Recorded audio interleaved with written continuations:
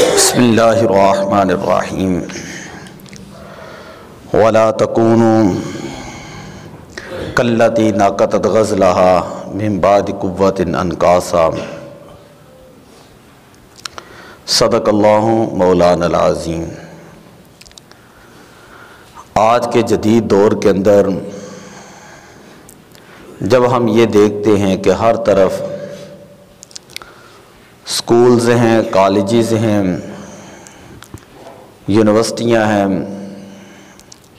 مدارس ہیں، جامعات ہیں، اور گھر گھر کے اندر سوشل میڈیا ہے، تبلیغ کے بے شمار ذرائع موجود ہیں، لیکن اس کے باوجود بھی دو چیزوں کی کمی ہے۔ ایک تو تربیت کی کمی ہے۔ آپ بڑی بڑی یونیورسٹیوں کے اندر پڑھنے والے لوگوں کو دیکھ لیں، جامعات کے اندر پڑھنے والوں کو دیکھ لیں کہ پڑھنے کے باوجود بھی تربیت کی وہاں پر بہت زیادہ کمی ہے۔ اور دوسری بات، اتنا علم ہونے کے باوجود ہزاروں لاکھوں پاکستان کے اندر مسجدیں ہیں، اور وہ ظاہر بات ہے مسجدیں آباد بھی ہوتی ہیں، لوگ روزے بھی رکھتے ہیں، نمازیں بھی پڑھتے ہیں، قرآن پاک بھی پڑھتے ہیں، لیکن اس کے باوجود بھی ہر بندہ کسی نہ کسی وجہ سے پریشان ہے۔ اس کی وجہ کیا ہے؟ اس کی وجہ اللہ تعالیٰ نے قرآن پاک کی اس آیہ مبارکہ کے اندر بیان کی ہے۔ فرمایا کہ تم اس عورت کی طرح نہ بن جاؤ جو بڑی محنت کے ساتھ، مشقت کے ساتھ سود کاٹتی ہے اور اس کے بعد اس کو ٹکڑے ٹکڑے کر دیتی ہیں۔ مکہ کے اندر ایک عورت تھی جس کا نام تھا ریتا بنت عمر بن کام بن سعد۔ اس عورت کا کام یہ ہوتا، یہ سارا دن سود کاٹتی اور شام کو اس کو ٹکڑے ٹکڑے کر دیتی، ضائع کر دیتی۔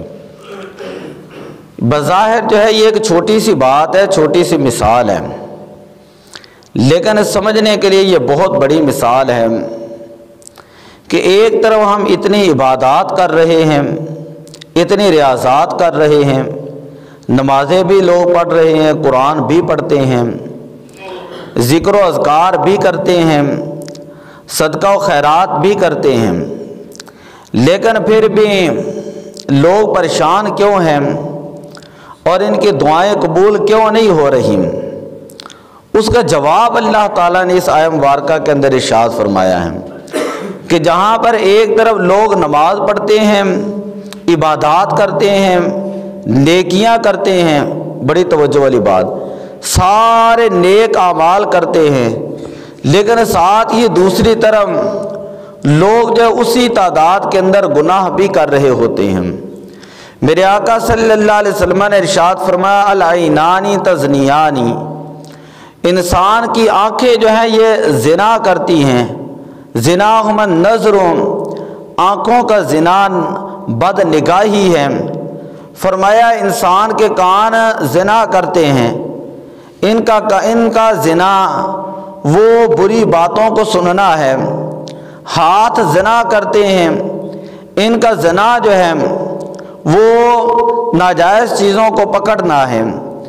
تو آپ ایک گھڑا لے لیں اور نیچے سے اس کے سوراخ کر دیں، ساری عمر آپ اس کے اندر پانی ڈالتے رہیں تو وہ کبھی بھی گھڑا بھرے گا نہیں۔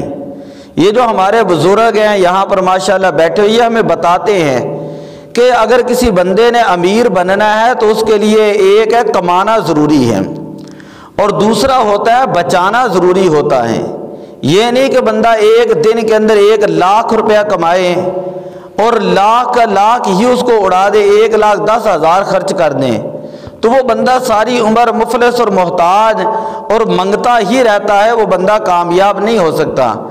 اسی طرح اگر آپ نماز پڑھ رہے ہیں یہ بڑی اچھی بات ہے، قرآن پڑھنا بڑی اچھی بات ہے، اسی طرح روزہ رکھنا علماء فضائل بیان کرتے ہیں، زکوٰۃ اور نیکی کے کاموں کے فضائل بیان کرتے ہیں۔ جہاں پر یہ سارے اچھے کام شریعت کی طرف سے ایک مسلمان کے اوپر فرض، واجب اور لازم ہوتے ہیں، ساتھ اس سے بڑھ کر انسان کے لیے یہ لازم ہے کہ انسان گناہوں سے بھی بچتا رہے۔ یہ نہیں کہ انسان نماز بھی پڑھتا رہے اور ساتھ جو ہے وہ سودی کاروبار بھی کرتا رہے، انسان زکوٰۃ بھی دیتا رہے اور لوگوں کے ساتھ ظلم اور زیادتی بھی کرتا رہے، انسان جو ہے وہ زبان سے قرآن کی تلاوت بھی کرتا رہے اور ساتھ ہی جھوٹ، چغلی اور غیبت جو ہے یہ گناہ بھی کرتا رہے۔ یعنی ایک طرف انسان نیکی کے کام کرتا رہے اور دوسری طرف انسان گناہ کرتا رہے، تو وہ اپنی نیکیوں کو اسی طرح وہ ضائع کرتا رہے، تو نتیجہ 0/0 ہی آنا ہے۔ ایک مرتبہ میں نے کتاب کے اندر پڑھا، سدا بہار خوشبو کتاب کا نام ہے، شام کے ایک محدث ہے سید فرفور گیلانی، انہوں نے عربی کے اندر یہ کتاب لکھی ہے۔ فرماتے ہیں کہ مصر کے اندر ایک مرتبہ قحط پڑ گیا، بارشیں نازل نہیں ہو رہی تھیں۔ مصر کا بادشاہ جو تھا وہ آیا، اس کا نام تھا اسماعیل۔ وہ آیا ازہر یونیورسٹی کے اندر اور آ کر علماء سے کہنے لگا، طلباء سے کہنے لگا تم بخاری شریف پڑھو۔ میں نے یہ سنا ہے جب قرآن پڑھا جاتا ہے، جب اللہ کے نبی کا فرمان پڑھا جاتا ہے تو آسمان سے فرشتے نازل ہوتے ہیں، رحمتیں نازل ہوتی ہیں۔ علماء نے بادشاہ کی بات پر عمل کرتے ہوئے 40 دن بخاری شریف پڑھی، 40 دن مسلسل بخاری شریف پڑھتے رہے۔ ایک دن بادشاہ بڑے غصے کے ساتھ آیا اور آ کر کہنے لگا کہ بتائیں کیا بخاری وہ بخاری نہیں ہے؟ کیا علماء وہ علماء نہیں؟ کیا ان کی زبانوں کے اندر تاثیر نہیں رہی ہے؟ کیا یہ قرآن نہیں پڑھتے اور قرآن کی برکتیں نازل نہیں ہوتی؟ علماء نے کہا کہ بخاری وہی بخاری ہے، علماء وہی علماء ہیں، قرآن وہی قرآن ہے جو پڑھ کر برکتیں نازل ہوتی۔ کہا تمہاری دعائیں قبول کیوں نہیں ہو رہی؟ ایک بڑے خوددار عالم دین تھے، وہ کھڑے ہوئے، کہا بادشاہ سلامت میں تمہیں بتاتا ہوں کہ دعائیں قبول کیوں نہیں ہوتی۔ یہ ہماری وجہ سے نہیں ہوتی، یہ تمہارے اعمال اور تمہارے کرتوتوں کی وجہ سے نہیں ہو رہی۔ بادشاہ وقت کہنے لگا وہ کس طرح؟ عالم دین تھے، با عمل تھے، خوددار تھے۔ وہ کہنے لگے بادشاہ سلامت ملک کے اندر سود کا نظام تم نے قائم کیا ہے، ملک کے اندر زنا خانے تم نے کھولے ہیں، ملک کے اندر ہر بے حیائی اور فحاشی کے کام تم کرتے ہو، تم نے بتاؤ شراب خانے نہیں کھولے۔ بادشاہ کہنے لگا ہم فرنگیوں کے ساتھ رہتے ہیں، ہماری مجبوری ہے۔ کہا تم نے زنا خانے نہیں کھولے؟ کہنے لگا ہم فرنگیوں کے ساتھ رہتے ہیں، ہماری مجبوری ہے۔ کہا تم نے سود کو حلال قانون یعنی اس کے بارے میں قانون پاس نہیں کیے کہ سود حلال ہے؟ کہنے لگا ہم فرنگیوں کے ساتھ رہتے ہیں، ہماری مجبوری ہے۔ خیر عالم دین ایک ایک غلطی گنواتے رہے اور کہتے رہے کہ بادشاہ سلامت جب یہ سارے کام تم خود کر رہے ہو کہ جو کام کرنے سے اللہ کی رحمتیں نہیں بلکہ زمین پر اللہ کے عذاب نازل ہوتے ہیں، تو پھر اللہ کی برکتیں کیسے نازل ہوں گی؟ ایک طرف قرآن بھی پڑھا جائے، ایک طرف حدیث بھی پڑھی جائے، ایک طرف علماء تقریریں بھی کریں، ساتھ لوگ گناہ بھی کرتے رہیں، تو تم مجھے خود ہی بتاؤ کہ اللہ کی رحمتیں کیسے نازل ہوں گی؟ سامعین محترم، آج ہمارے گھروں کے اندر پریشانیوں کی ایک بہت بڑی وجہ یہ ہے، آپ کسی بظاہر پیر کے پاس نہ جائیں، آپ کسی ڈاکٹر کے پاس نہ جائیں، کسی کے پاس جا کر اپنا درد بیان نہ کریں، اللہ کی بارگاہ میں ساری کے وقت اٹھ کر روئیں اور اللہ کی بارگاہ میں درد بیان کریں کہ باری تعالیٰ میری یہ پریشانی ہے، اور اپنے اعمال کا محاسبہ کریں، اپنے آپ کو دیکھیں، اپنے اعمال کو دیکھیں۔ اگر آج سے ہم اپنے اعمال کو درست کر لیں کہ جتنی تیزی کے ساتھ، جتنی توجہ کے ساتھ، جتنی محنت کے ساتھ اور جتنی محبت کے ساتھ ہم اللہ کی عبادت کرتے ہیں، نمازیں پڑھتے ہیں، اگر اتنی ہی محنت کے ساتھ اگر ہم گناہوں سے باز آ جائیں، جھوٹ بولنے سے باز آ جائیں اور بد نگاہی سے باز آ جائیں، برے کاموں اور بے حیائی کے کاموں سے باز آ جائیں، تو آپ دیکھیں کہ اس گھر کے اندر اللہ کی رحمتیں کتنی جلدی جو وہ نازل ہونا شروع ہو جائیں گی۔ یہ ایک بہت بڑی بات ہے، یہ چھوٹی بات نہیں۔ ہمارے یہاں پریشانیوں کی وجہ ہی یہ ہے کہ ہم ایک طرف اللہ کو بھی راضی کر رہے ہیں اور ساتھ ہی ساتھ ہم دنیا کے سارے معاملات بھی کر رہے ہیں۔ ہم کہتے ہیں الرحمن بھی راضی رہیں اور شیطان بھی راضی رہیں، تو کسی نے کہا تھا کہ دو رنگی چھوڑ کر یک رنگ ہو جائیں، یا سراسر موم یا سراسر سنگ ہو جائیں، کہ ایک طرف کفر ہے۔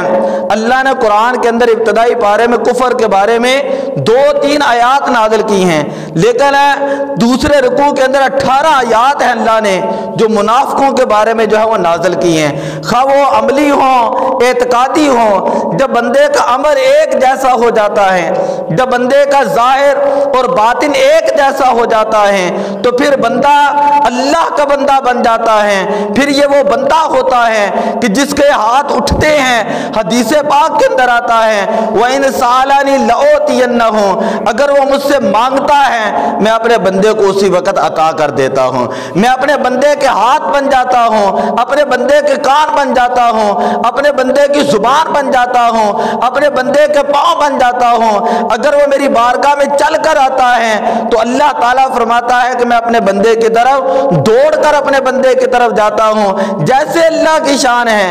علماء کہتے ہیں اس کا مطلب یہ ہے اگر کوئی بندہ اللہ کی بارگاہ میں آتا ہے تو اللہ تعالیٰ کی رحمت فوراً اس بندے کو اپنی آغوش کے اندر لے لیتی ہے۔ تو اگر ہم چاہتے ہیں ہمارے گھروں کے اندر برکتیں نازل ہوں تو ہمیں گناہوں کو چھوڑنا پڑے گا۔ اگر یہ نہیں چھوڑیں گے تو ساری زندگی ایسے ہی لگے رہیں گے اور کبھی بھی ہمارے گھروں کے اندر برکتیں نازل نہیں ہوں گی۔ دعا اللہ عمل کی توفیق عطا فرمائے۔ الصلاۃ والسلام علیک یا رسول اللہ۔